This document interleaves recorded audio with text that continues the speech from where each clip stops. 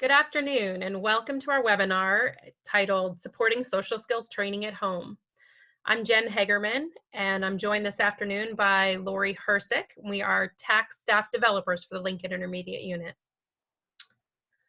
I'll take you through our first set of slides here. If you've attended any of our webinars before, you've probably seen these. This first slide here is just a listing of all the members of our team that have come together to put together the information on the LearnOn website. And you'll also notice that my information and Lori's information are in there as well.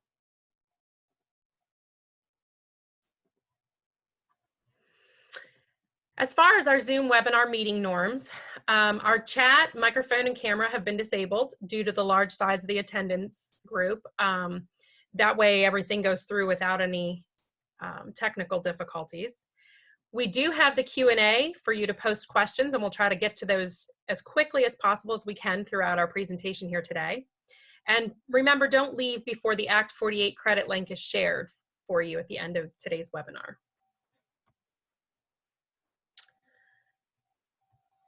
As far as our resources, we do have the Act 48 credit for you. You should have a form pushed out to you at the end of this webinar. If you don't, on the LearnOn website, you can go there and click on the Act 48 link and use your PPID number to get those credits. We do have the webinar archives on the LearnOn website homepage. You can click on and watch any of those webinars during your free time. And we also have the LearnOnIU12.org site is also a great resource and has a wealth of information. There are tabs across the top you'll notice for educators, for our administration, and also for parents. And there are lists of resources under different areas there for you. As we move to this new online learning platform, we have to continue providing that continuity of education. And I know a lot of districts are working on developing their plans and really honing in on what that's going to look like. And regardless of whether your district is going to go with continuing to provide that basic continuing of education, or if they're going to do the enrichment plans, we have to make sure that whatever it is models that whatever our regular education students are getting, that our students with disabilities have to have equal access and given the same opportunities. We also need to remember that less is more. We need to prioritize and balance what we're providing to those students. If you're doing a video, it's important for them to see your face. And you want to make sure that those videos are short and concise. You want to get them no longer than 6 minutes in length. You want to be clear about your expectations. You want to let them know what it is they have to do to complete the task and what they need to do, the steps they need to take in order to get that information back to you.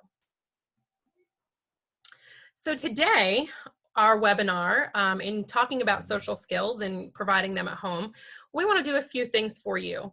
We want to make sure that we provide you with some strategies to help set your students up for success and look at avoiding power struggles. I know that's a big thing for a lot of parents and educators. We want to give you some ideas for teaching self-regulation in the home and also share some free online resources for teaching social skills. In looking at setting kids up for success, a lot of it deals with routines.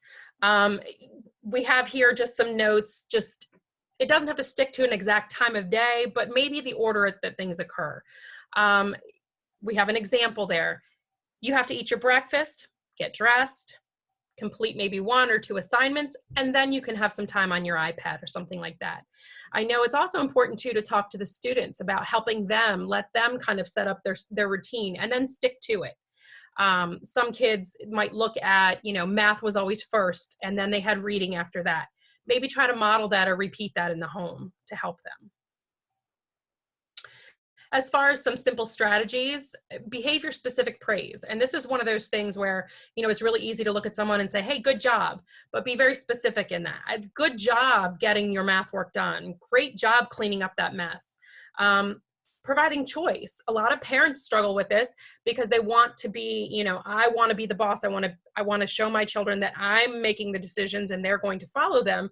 But looking at giving them some choice in it. Yes, you're going to do schoolwork, but do you want to work on your science or do you want to work on your reading first? Pre-correction. Instead of always hounding them afterwards, hey, you can't get on that, you can't do this, your work's not finished, looking at pre-corrections. Just remember, hey, we're going to get this done, and then you can do something else. Or you can play your game until 1 o'clock, and then you have a meeting with your math teacher. And the other idea there is active supervision. This is really important to discuss with the parents, to look at. The parents are thinking, yeah, I'm at home. My student, my child is sitting at the table doing their schoolwork, but active supervision goes a step further, looking at what they're actually doing and being able to provide that feedback. So as a teacher, you might model that for the parents and look at, okay, while they're working, are they, doing some of the behaviors that we had seen in the classroom? Are they pencil tapping? Are they looking, around the room? Are they sidetracked with things? What can I do to help them stay focused? And really, we want the parents to buy into that and support that. They can then provide you with really good feedback when they're doing the active supervision to help you in your behavior plans that you have with the children.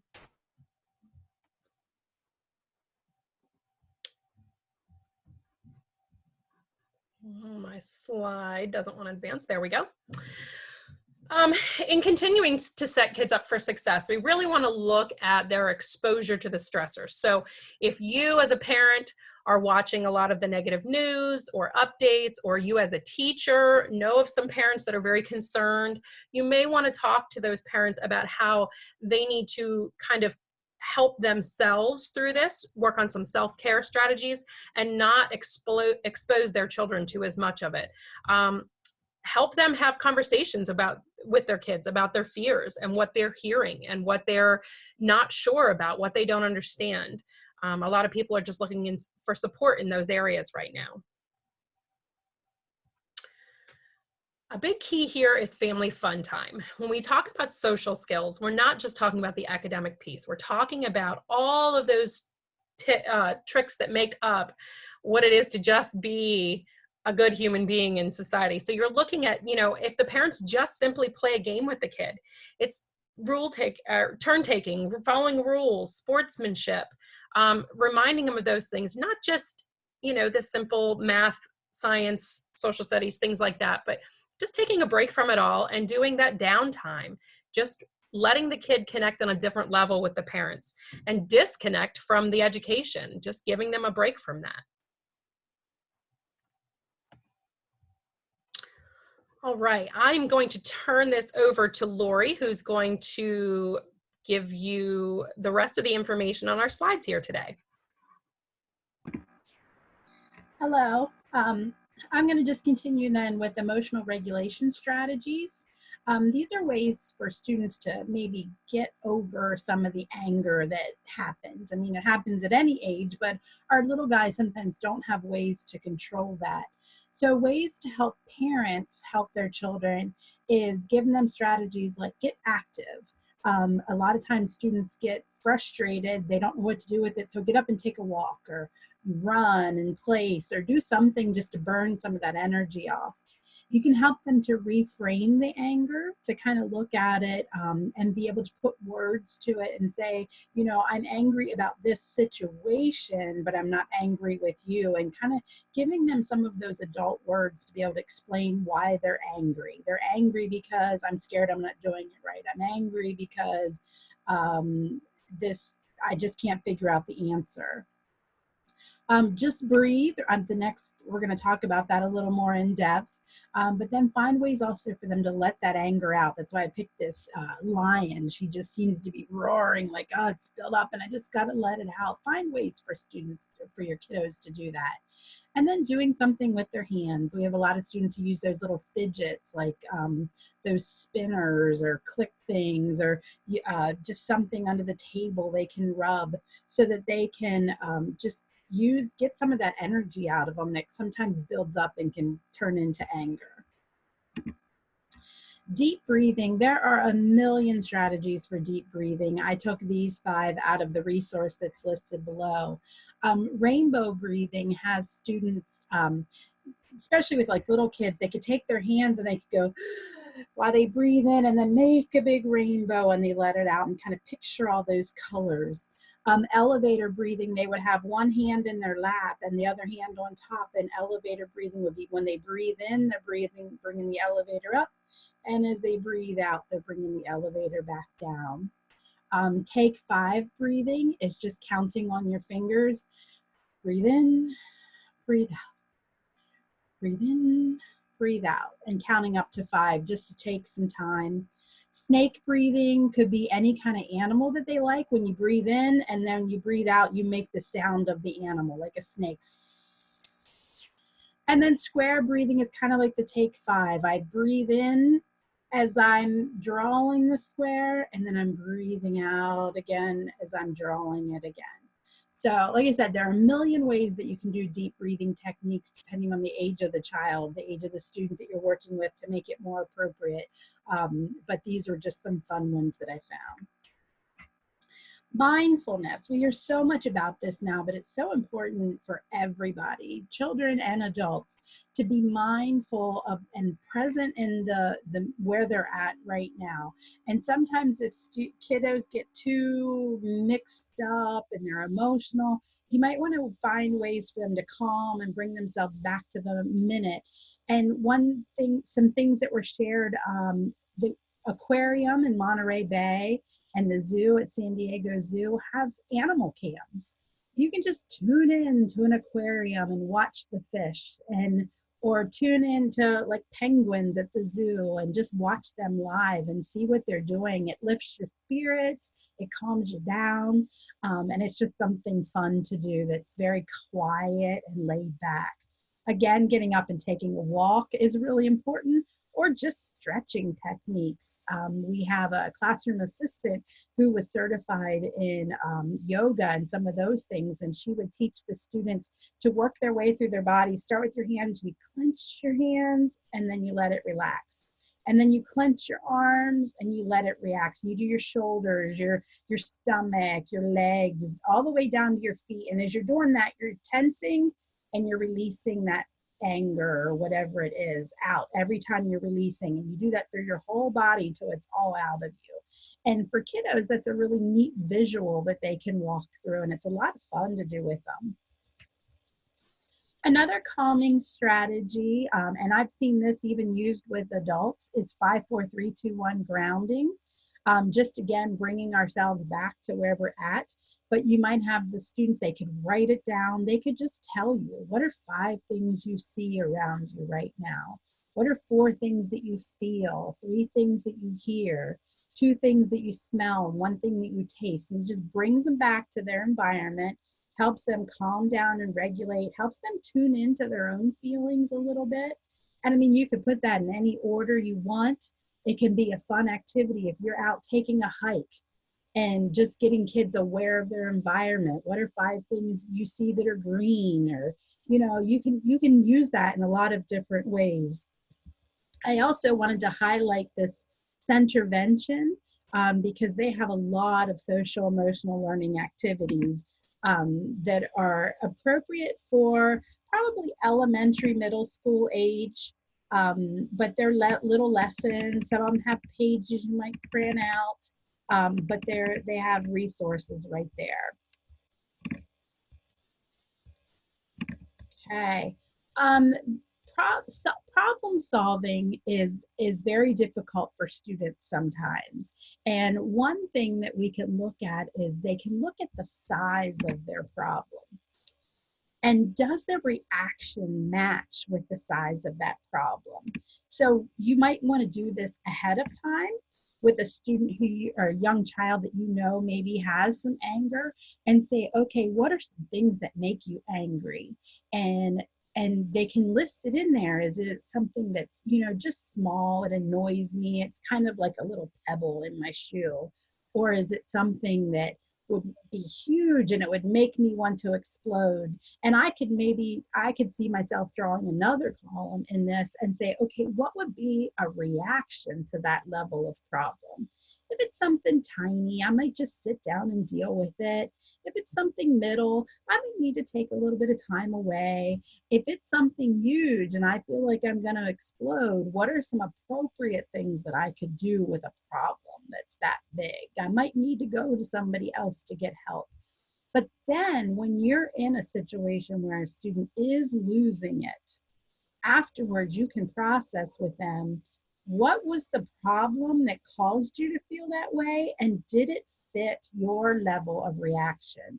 I think that's really neat to start working with kids and kind of giving them the language to explain their emotions, because we don't talk about emotion a lot, and there is definitely a perception that it's not cool to talk about emotion. But if kids can't talk about it, then they don't know how to deal with it and process it. And parents right now are having their own frustration and anxiety. So having to sit down with your child and work through that process may help you to see your own process and help you with that. There are a lot of free online resources for educators. Overcoming Obstacles is a website that has free curriculum. You have to register for it, and then it can give you different grade levels. I'm going to just log in here real quick. I registered, oops, that's not where I want to go. I registered just yesterday, was looking at some of the things they had on here. And I'm not going to find my login. There we go. To just show you some of the resources that they have available for free. I thought this was really great. I looked at the middle school because I always think middle school is kind of a tough age group. And what they do, they have these whole curriculums interpreted into different languages. So if you're an English language teacher, or if you have students who need that, you can see all the different languages. But let's just say here, a decision-making lesson.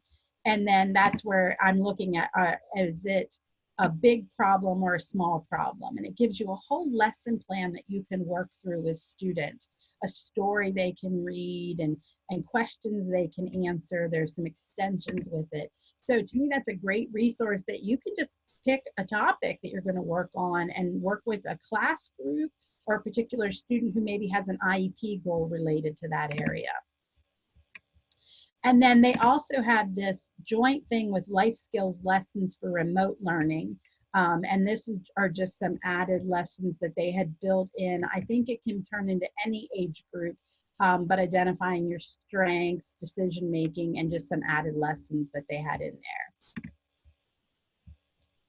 So they're all free, downloadable, translated in all those languages, and they have lessons for elementary, I think 2 levels of elementary, middle school, and high school. Common Sense Media. If you are not aware of Common Sense Media, I cannot stress enough how much I love this website. It's all done through donations, and there are online resources. As a parent, I love them because they will give ratings on the newest movies that are out for kids, books, on apps and games. So your child wants to download a game on their iPad and you don't know anything about it, you can go on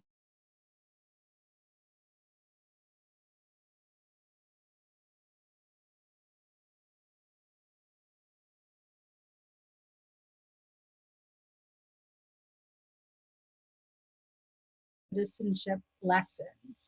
And they are broken down by grade level, first grade, second grade, third grade. And it's all things about your presence online and your digital footprint. And so when you get up into high school grades, I've used these lessons with students who were transitioning from school into the world of work and things. So, debating privacy. So it gets kids really thinking about some of those things that happen when you're in an online community. So again, they're lessons that you can use with a whole class or individually with students. They also have a social emotional learning toolkit. And you can see they have these categories that they fall under, and then within there they have lessons for different grade levels. And they also have Wide Open School, where they have pulled together all of the resources right now that are free from different organizations and what they're offering. So for instance, I went in just checking out, let's see what National Geographic's offering, because I love animals and science and those types of things. And then Learn Through Play, what gives you ideas of lessons that can be done at different grade levels that you can offer parent resources. Like, what are some family fun games we can do that are actually teaching our students social skills? Because if I have to take turns with my family and I have to play without cheating and I have to have conversation while I'm playing a game, that is a huge social skill lesson in itself without it having to be an academic lesson. So just some fun resources there. EverFi is something else that has free online resources for social emotional learning. They, I think, again, are a place you have to register, but then everything is totally free. They have all types of lessons for elementary, middle school, high school, soft skills. So they might have some videos the kids can watch. It could be a curriculum where they work through a series of lessons, and all of that is totally free. So I think that's really neat. You can sign up as a teacher and create a class in there, or they also have resources just for families. A weekly plan and reflection. This was designed for students on the autism spectrum, but I could see it being used with any group of students. We talk about a weekly planner. We talk about our students on the spectrum. It helps them to know ahead of time what their lessons are going to be for the week. So here it's broken down into different categories, but it might just be, what do I have to do Monday, Tuesday, Wednesday? And this can be developed in like a checklist. So you have a kiddo that needs to be motivated. It's really motivating to say, I got this done, check, I got that done. Oh, I only have 3 more things to do, and see that I can work through that list throughout the day to help keep myself motivated. One thing that I really like is this end weekly reflection, which I think as a teacher, you can use with students or you can use with families. What were challenges this week? What were our successes? And that helps me look to next week to say, okay, if this was a real challenge, do I want to assign that same type of thing next year? Or was it a good, healthy challenge that, yes, I want to keep pushing that? They word it differently than on the last page too, was what was my most challenging moment of the month or the week and my favorite moment of the week. So that gives us a lot of feedback on how students are doing and how families are doing, and so that we're meeting them halfway. Attitude Magazine is specifically for individuals with attention deficit. Great articles, and again, a lot of their stuff is free. But I just wanted to share, they have podcasts that parents can listen to or educators can listen to. And here's one about, keeping your impulsive teen safe at home. And so you can tune right in through Apple Podcasts, Spotify, anything, your Google Podcasts, and you can listen to that as a resource. And I get daily updates from them on what's the latest great thing. And you can see they have an ADHD parenting tab. They have downloads and webinars for professionals. They have educator information. So this is a great place to go and research techniques for students who are very impulsive, who have that executive functioning, difficulties with planning and organizing. They have a lot of great resources on here. So I just want you to remember, we are all in this together. I know you keep hearing that day after day after day, but we're supporting not only our students, but also our families because, they didn't necessarily sign up to be educators and they need a lot of support. So a lot of times in reaching out, especially with students with social, emotional, behavioral issues, it really is supporting their families in strategies that come natural to you as an educator. You've been taught how to do it, but they may need that help at home. They're asking their kiddos to do things at home that they've never really asked them to do before, to sit and maintain attention. We send homework home, and if it doesn't come back, we work with the kids to get it done. But now there is no other option. Parents have to work with kids to get this stuff done during the day. So they need your support. So that's why I try to put a lot of parent resources in there. If you want to continue the discussion at 2 o'clock, we will have office hours. This is the Zoom that we have. I have my contact information and Jen's contact information in there. Were there any questions at all? I know we also in the chat block have the Act 48 form so that you get your Act 48 credit, and also our evaluation form. But if you have any questions, if you want to put that in the question and answer block, we'll be happy to answer that while we finish out here. Don't forget to stay connected to our LearnOn website through IU12. Any webinars that you were interested in that you weren't able to attend have been recorded, and they have a file of those recorded webinars available to you. And you can still get Act 48 even if you attend afterwards. And again, we have the web eval and Act 48. So if there are no questions, I think we'll wrap it up and say thank you very much. Again, we have office hours at 2 o'clock if you are interested and have more questions. Thank you.